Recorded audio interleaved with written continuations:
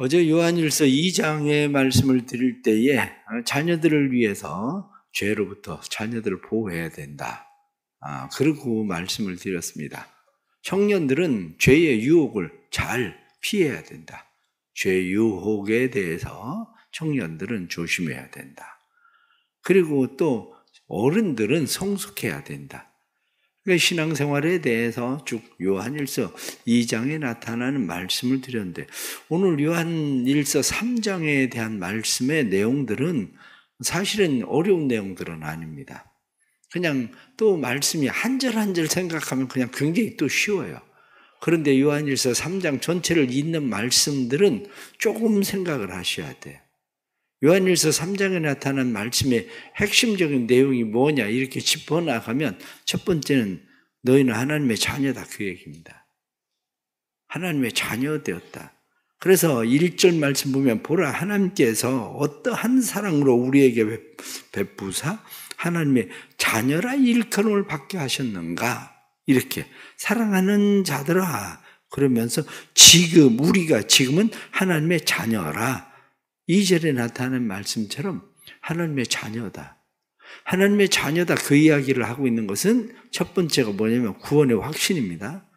너희는 하나님의 자녀다. 너는 구원받은 사람이다. 구원의 확신을 가져라. 그 얘기하고 있는 거예요. 구원의 확신에 대한 이야기입니다. 두 번째로 이야기하고 있는 내용의 말씀이 뭐냐면 하나님이 너희를 사랑하셔서 예수를 그리스도를 보내주셨는데 예수님께서 우리를 위해서 무엇을 하셨는가? 이렇게 이야기할 때 5절에 나타난 말씀 보면 그가 우리 죄를 없애려고 나타나신 것을 너희가 안 하니 그에게는 죄가 없느니라. 무슨 얘기입니까? 사죄의 확신입니다. 사죄의 확신. 너희가 죄 용서 받았다? 예수님이 죄를 없애려고 세상에 오셨다? 그래서 예수님께서 죄를 없애려고 세상에 오셨기 때문에 우리는 죄 용서함 받은 사죄 확신을 가지고 있는 사람들이다. 그 이야기하고 있는 거죠. 그 다음에 세 번째로 이야기하고 있는 것이 오늘 8절 말씀에 보면은 죄를 짓는 자는 마귀에게 속하나니 마귀는 처음부터 범죄함이라. 하나님의 아들이 나타나신 것은 마귀의 일을 멸하려 하심이라. 예수님이 세상에 왜 오셨냐? 마귀의 일을 멸하려고 왔다. 그 이야기는 다른 말로 이야기하면 승리의 확신입니다.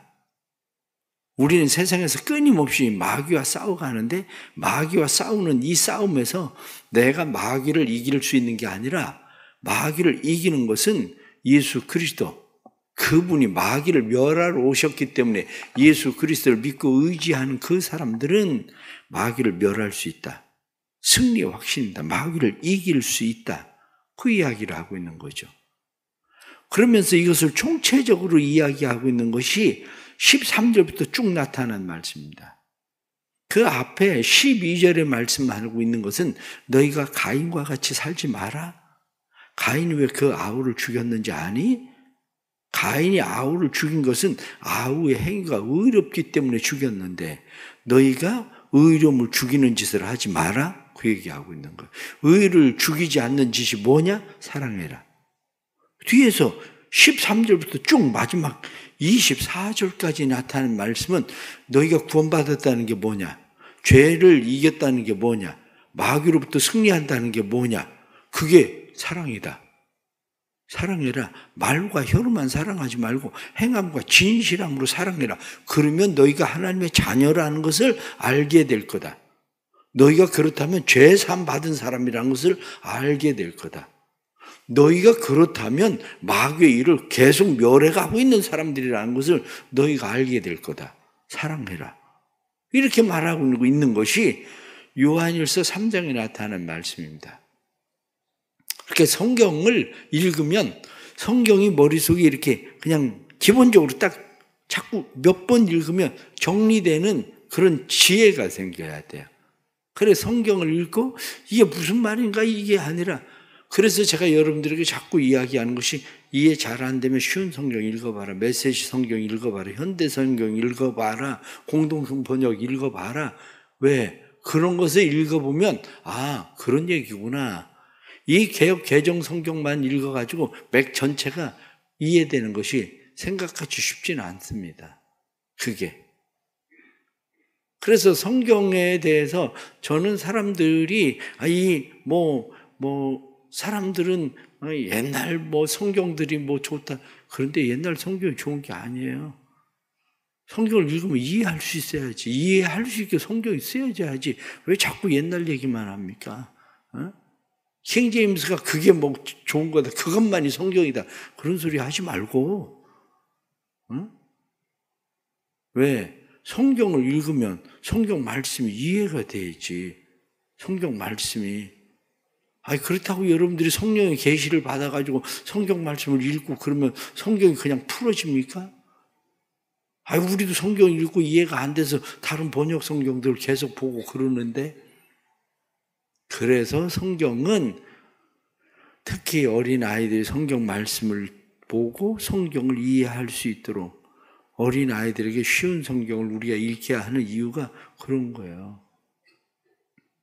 종종 쉬운 성경이나 이런 것들에 번역에 조금 문제가 생길 수도 있습니다. 1.1핵이라도 변하지 않아야 된다. 이런 얘기를 왜 하는지를 사람들은 잘 이해를 못해서 그래요. 그게. 그러면 오늘 전체적으로 말씀하고 있는 것이 뭐냐? 이렇게 이야기하면 여러분들은 스스로가 난 하나님의 자녀라는 구원의 확신이 있습니까?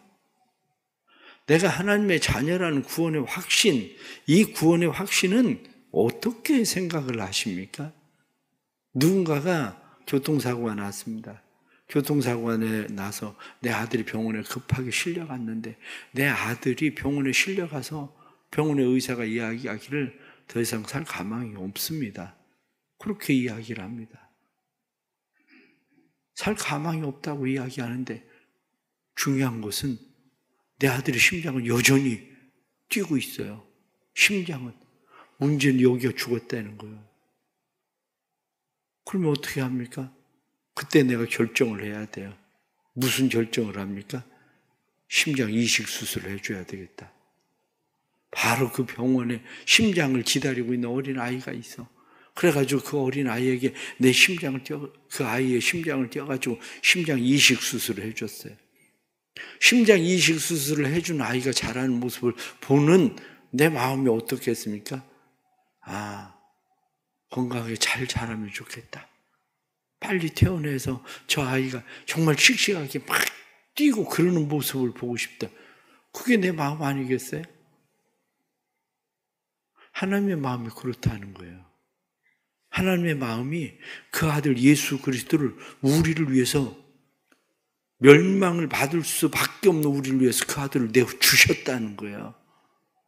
그런데 내가 그렇게 해서 아이가 살아나서 아이가 자라는 모습을 보면서 지켜보면서 그래도 내 아들이 저렇게 살아있다니, 내 아들의 심장이 저 속에서 뛰고 있다니, 그런 내 마음이 좋아. 그런데 어느 날부터 보니까 그 아이가 어긋나기 시작을 하더니 못된 짓을 하고 산다고 생각을 해보세요. 그럼 내 마음이 얼마나 힘들고 슬프겠어요. 차라리 저 아이에게 심장을 주지 말았어야 되나. 그 생각이 드는 거지. 그렇다고 심장을 다시 뺏어올 거예요? 어떡할 거예요? 단지 내 마음이 저 아이가 자기가 어떤 생명을 얻었는지를 알고 저 아이가 바르게 정말 그렇게 살았으면 좋겠다. 그게 내 마음이겠죠. 하나님의 마음이 그렇다는 겁니다. 하나님의 마음이 그 아들 예수 그리스도를 대신해서 우리에게 주셨는데 우리가 살고 있는 모습을 보니까 심장을 다시 뺏어올 수도 없고 쟤 왜 저러고 살지? 그런 생각이 들면 안 된다는 거죠. 하나님의 마음이 우리를 바라볼 때 내 아들의 심장이 저기서 뛰고 있구나. 참 잘한 일이다. 이렇게 생각하는 것처럼 내 아들 예수 그리스도를 내가 나와 원수된 사람들, 성경 로마서 8장에 그렇게 돼 있잖아요. 우리가 아직 죄인 되었을 때, 우리가 연약할 때, 우리가 하나님과 원수 되었을 때도 하나님의 사랑이 그 아들을 우리에게 보내주셨다는 거 아닙니까? 그러니까 우리의 마음 가운데 우리는 우리는 하나님의 자녀야. 이 자녀됨의 확신을 가지고 살아야 된다는 겁니다. 자녀됨의 확신을 가지고 사는데, 자녀됨의 확신을 가지고 사는 사람이 죄를 짓지 말고 살아야 되는데, 문제는 뭡니까? 문제는 자꾸 죄를 짓는 일이 벌어지게 된다는 거죠. 그래서 어제 말씀을 드릴 때 우리에게 중보자가 계시니, 중보자는 누굽니까? 예수 그리스도. 이게 우리에게 사죄의 확신이 필요한 거예요. 사죄의 확신은 우리가 죄를 지었을 때에 다시 돌아갈 수 있는 곳이 어디냐? 우리의 죄를 용서하시고 우리를 다시 새롭게 출발하고 시작하게 하시는 분이 있는데, 그분이 바로 하나님의 아들 예수 그리스도시다. 우리에게 중보자가 계시다. 성경 그렇게 말씀을 하고 있는 거죠. 그런데 문제는 어디에 있느냐? 우리가 늘 마음 가운데 죄를 지으면 죄책감을 가져. 죄책감을 가는 거 나쁜 거 아닙니다. 죄책감을 받는 이유는 죄책감을 가져야 죄를 떠나든지 죄가 우리를 끌고 가든지 둘 중에 하나가 되는 거예요. 그런데 요한 1세 말씀하고 있는 말씀의 전체적인 내용이 뭐냐면, 메시지 성경에 9절 말씀을 보면 하나님에게서 나서 생명에 들어간 사람은 습관처럼 죄를 짓지 않습니다. 어째서 그렇습니까? 하나님의 씨가 그들 깊은 곳에 자리하며 그들을 지금의 모습으로 만들어 가기 때문입니다. 죄를 짓거나 자랑하는 것은 하나님께서 난 사람의 본성이 아닙니다. 우리는 새로운 본성을 가지고 있는 사람들이기 때문에 습관적으로 죄를 반복해서 짓지 않는다는 거예요. 지금 2번, 3번 반복되는 것이 습관처럼 보이지만 그 사람 속에는 끊임없는 갈등의 싸움이 시작되는 거예요. 죄를 끊을 건지 마귀를 따라갈 건지. 그런데 그 사람이 마귀를 따라가고 있으면 원래 구원받지 않은 사람이라는 거예요. 본성이 변한 사람이 아니라는 거예요. 본성이 변한 사람이라면 그 사람은 마귀를 따라가지 않는다는 거예요. 마귀를 따라가는 것이 아니라 본성이 변한 사람이라면 그 사람은 마귀의 일을 멸하러 오신 예수 그리스도 때문에 그 사람은 예수 그리스도를 따라간다는 거예요. 잘 기억하셔야 됩니다. 내가 왜 습관적으로 죄가 계속 반복되고 옛날 예수를 믿기 전부터 짓던 죄가 지금까지 반복되고 있나? 그 이유는 죄사함의 확신이 없고 마귀를 멸하는 예수 그리스도의 능력을 몰라서 그렇다는 거예요. 진짜 하나님의 자녀가 됐는지 확인해봐라. 그 얘기하고 있는 거예요. 이게 지금 우리에게. 우리는 쉽게 얘기해요. 쉽게 얘기하는 게, 나 예수 믿는다. 그러니 나 구원받았다. 나 예수 믿으니까 구원받았다는 거예요. 그러면 조금 전에 얘기한 것처럼 내가 누군가의 생명을 받았어요. 심장을 받았습니다. 도대체 난 심장을 왜 받았는데? 아니 내가 왜 더 살아야 되는데? 아니 그렇게 죄 짓고 살려면 그때 죽었어야지. 왜 살아? 다른 사람에게, 부모에게 그렇게 고통을 주고 피해를 주고, 그럼 왜 있어야 되는 거야? 그게 성경이 말씀하고 있는 말씀이 우리에게 구원받는다는 구원의 확신이 우리의 생각처럼 그냥 내가 예수 믿습니다. 나 구원받았습니다. 그러므로 이렇게 쉽게 만만한 게 아니라는 거예요. 우리는 예수 믿고 구원받았다는 것을 너무 쉽게 만만하게 생각하는데, 그렇게 쉽게 만만한 게 아니라 구원받았다는 것은 본성이 변해야 된다는 거예요. 본성. 그래서 우리가 오늘 성경에 나타난 말씀, 네가 자녀냐? 그 얘기하고 있는 거예요. 자녀는 누구냐? 자녀는 하나님의 사랑을 분명히 아는 사람이 하나님의 자녀다. 그래서 구원받은 사람은 그 뭐라고 되어 있느냐? 그렇게 되어 있습니다. 신자는 습관적으로 죄를 짓지 않습니다. 어쩌다 죄를 지어도 반복해서 벗어나기 위하여 몸부림을 칠 수밖에 없습니다. 결국 그는 그 습관으로부터 빠져나옵니다. 왜냐하면 그는 하나님의 의로운 활동에 참여한 자가 되어 있기 때문입니다. 하나님의 의로운 활동에 참여한 자가 되었기 때문에 하나님의 의를 쫓아서 살아가지 옛 본성을 쫓아서 지속적으로 그리로 흘러 떠내려가지 않는다는 거예요. 물고기를 생각해 보세요. 물고기는 어떻습니까? 죽은 건 떠내려가요. 그런데 송사리도 살아있으면 물을 거슬러 올라갑니다. 여러분들 아세요?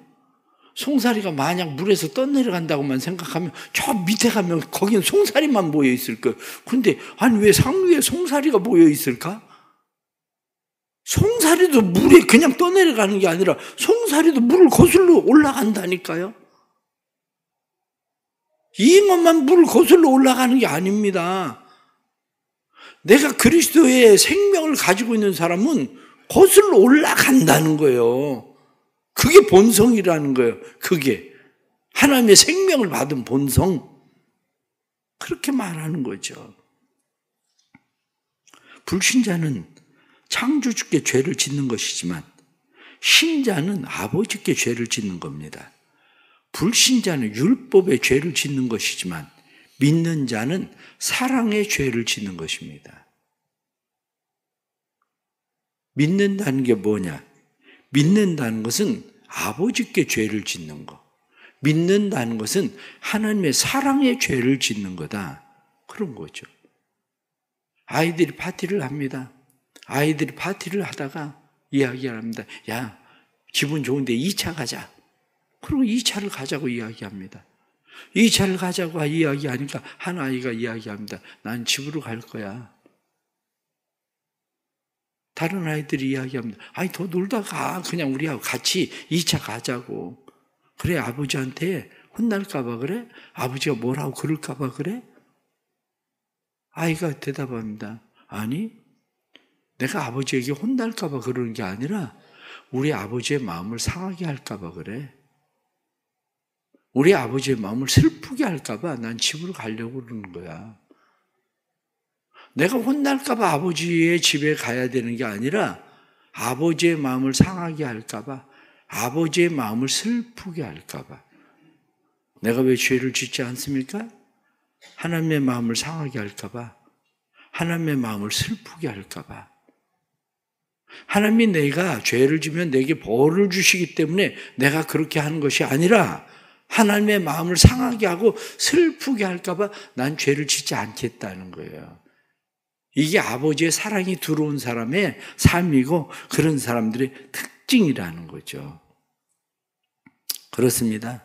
죄가 뭐냐? 이렇게 이야기할 때 죄라고 하는 것은 로마서 14장 23절 말씀은 믿음으로 하지 않는, 믿지 않는 것이 곧 죄입니다. 잠언에서는 죄를 어리석은 일이라고 이야기하고 어리석은 생각이라고 이야기합니다. 야고보서 4장 17절 말씀에는 선을 알고도 행할 줄 않는 거, 행하지 않는 거, 그게 바로 죄다. 그렇게 말합니다. 죄를 불법이라고 성경은 말하기도 합니다. 오늘에 나타난 말씀에도 보면 4절 말씀에 죄를 짓는 자마다 불법을 행하는 죄는 불법이라, 죄에 대해서 불법이라고 이야기합니다. 그러나 죄에 대해서 중요한 것은 뭐냐면 죄는 불법보다도 더 나쁜 것이 있습니다. 그게 뭐냐? 죄라고 하는 것은 의지의 문제입니다. 의지적 반항.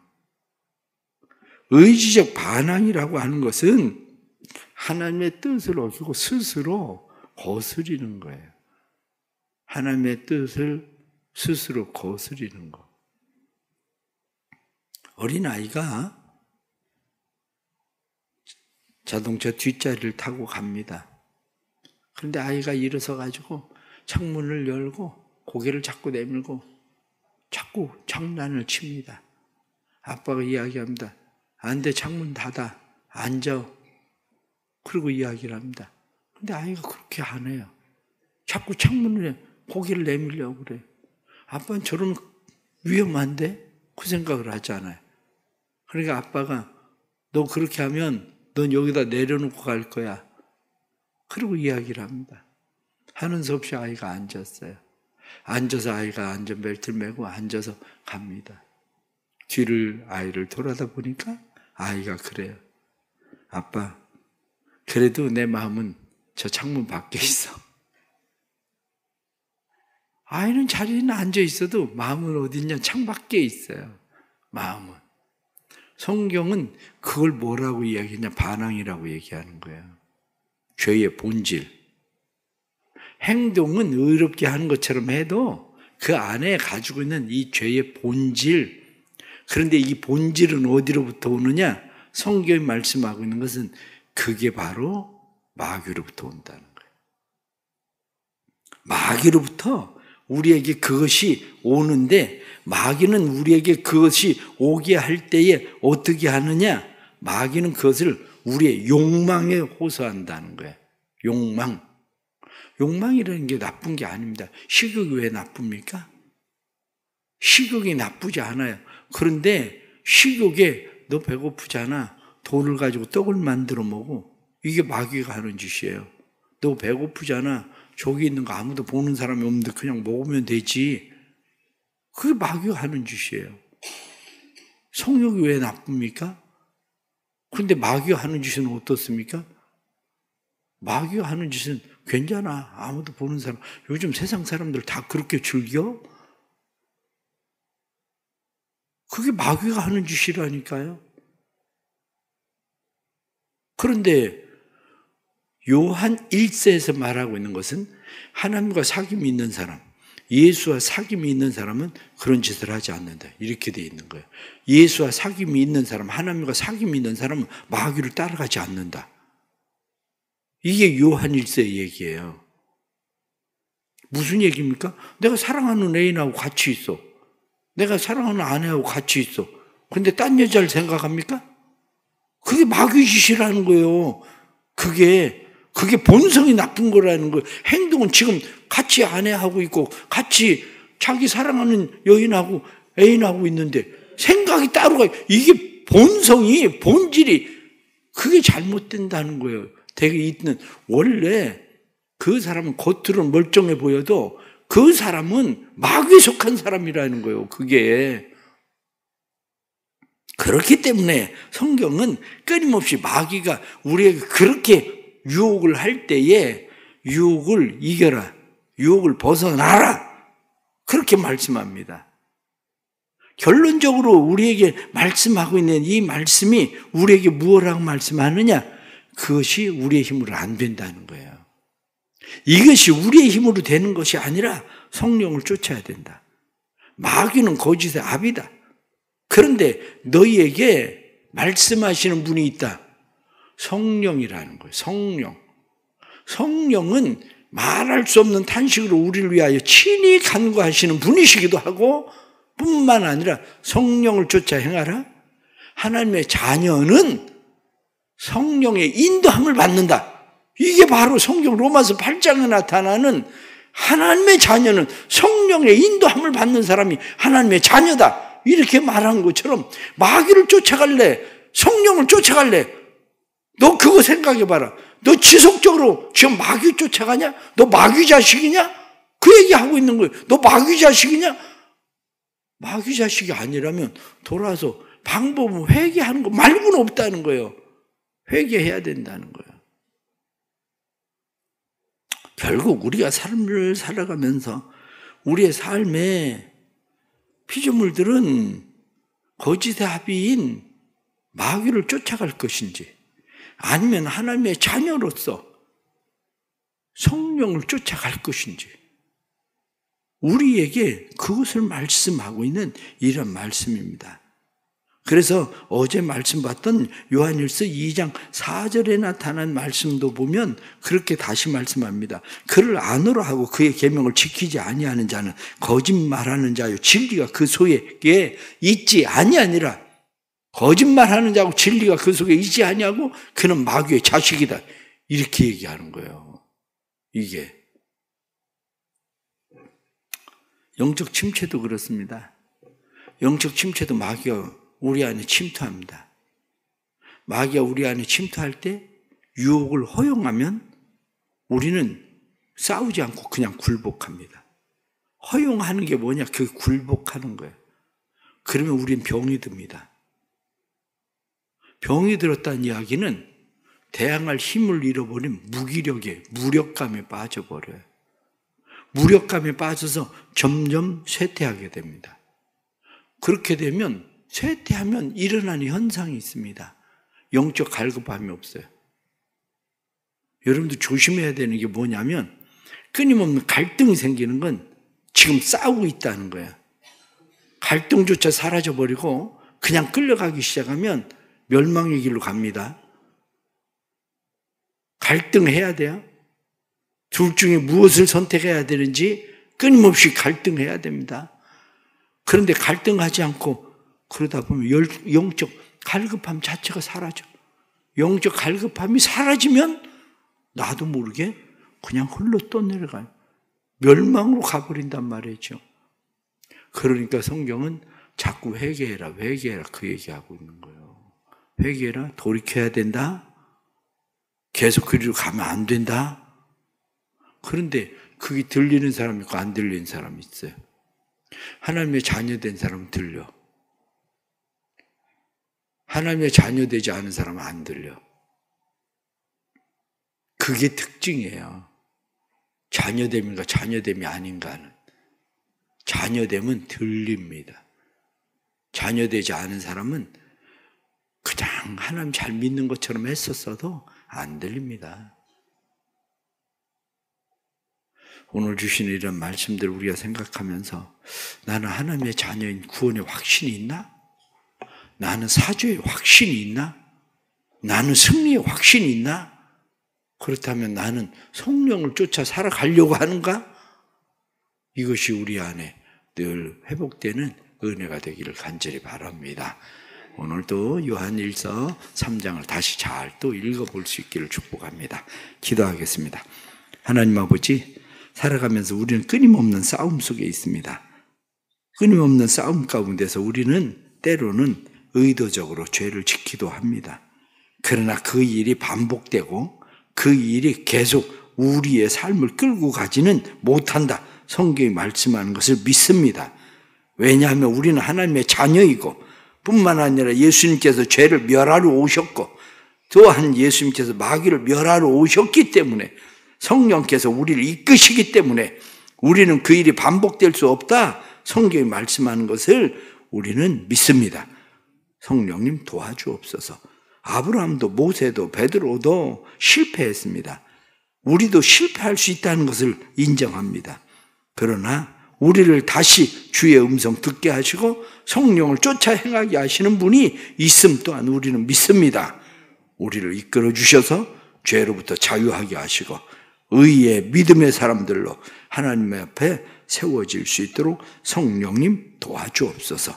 12월 한 달 단절해야 될 죄들을 단절하게 해주시고 예수 그리스도의 생명의 사람으로 다시 일어설 수 있도록 성령님 도와주시고 회개의 영을 우리에게 부어주셔서 회개의 거룩한 영으로 다시 새로워지도록 성령님 역사하여 주옵소서. 하나님 앞에 감사하며 귀한 예물 드립니다. 마음을 다해서 주님 앞에 드려지는 귀한 예물의 은혜를 주시고 하나님께서 사랑하는 성도들의 가정마다 기도하던 일들 이 12월에 아름다운 믿음의 열매되도록 성령님 역사하여 주옵소서. 지금은 우리 주 예수 그리스도의 은혜와 아버지 하나님의 그 놀라우신 사랑하심과 성령의 감화 감동 교통하시며 충만하심이 사랑하는 모든 성도들과 함께 하셔서 예수님께서 우리의 생명이시니 예수님께서 죄를 사하시고 마귀의 권세를 멸하시고 성령으로 이끄시는 것을 확신하며 믿음으로 주를 따라 살아가게 되기를 간절히 축원하옵나이다. 아멘.